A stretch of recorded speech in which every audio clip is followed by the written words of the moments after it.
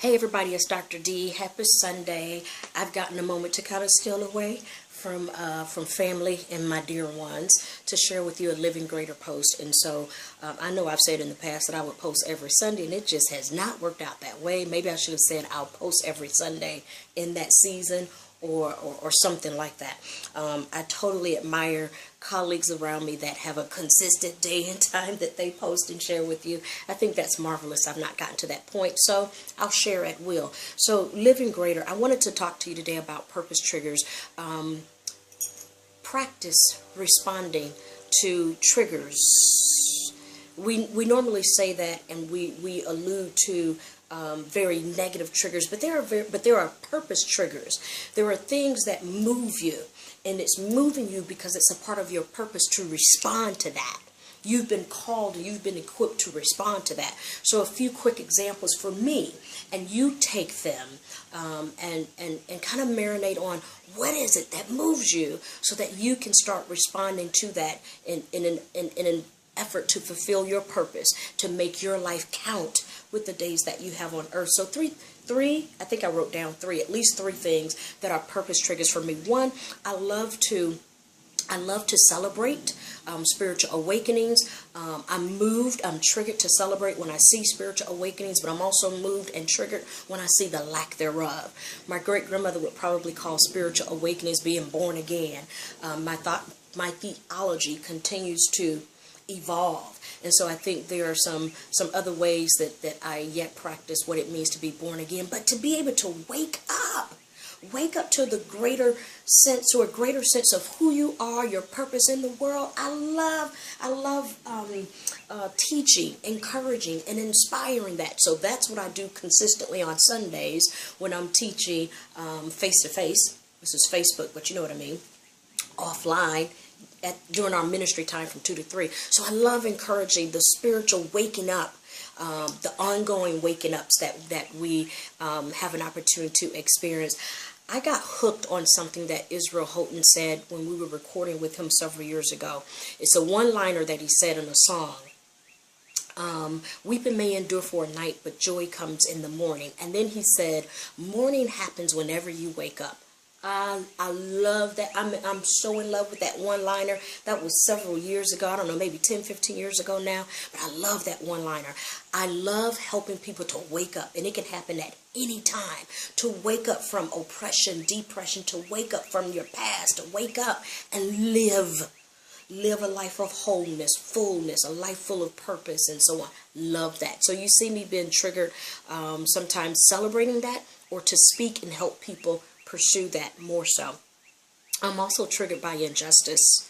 I'm triggered when I see injustices in the world, crimes against humanity. That triggers me. And so you see me from time to time lending my voice to that. Lending my voice when I see crimes against humanity. And some of you probably recognize, yes, I have a righteous indignation with my cousins / church folks. I grew up in that. It's a huge part of my background and my ongoing conservative Christians here in the United States of America. And I have a righteous indignation with the crimes against humanity that we've supported, that we've helped. I say we, even though I've not always been there doing that, but collectively speaking, many Christians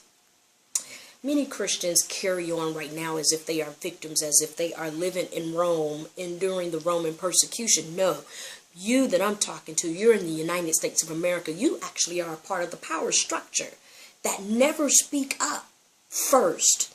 You've never been on the front line of justice. You guys have heard me raise that anthem several times, and I'm raising it again because even now we continue to see things that should not be, and too many crimes of against human dignity, against humanity happen in the name of religion and happen in the name of Jesus. That ought not be. And so you see me very passionately speaking up against that. You also perhaps see me speaking to celebrate healings and yet responding to trauma. So I'm moved. It's a part of my purpose trigger when I see healings, people woke up, healed, mind, soul, body. I'm triggered to celebrate that, but I'm also triggered to speak to it.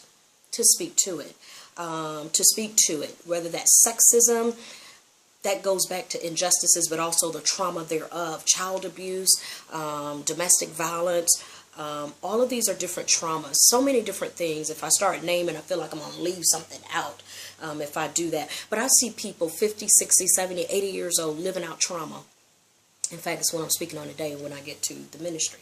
Living out personal traumas because they've not yet experienced a wholeness that can help them transcend even more than perhaps what they have done so. So anyways, those are a couple of my purpose triggers. I'm encouraging you to survey, what are your purpose triggers?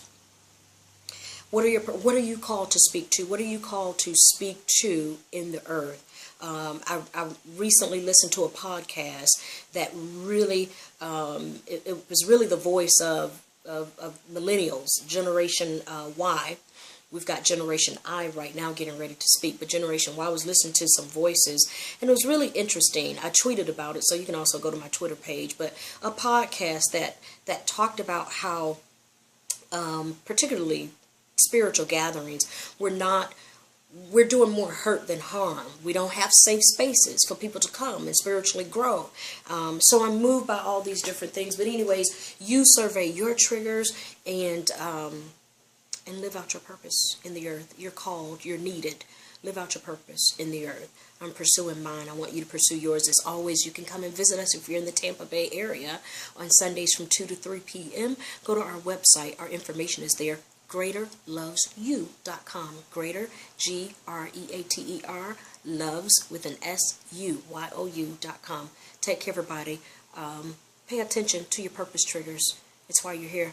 All right, bye-bye.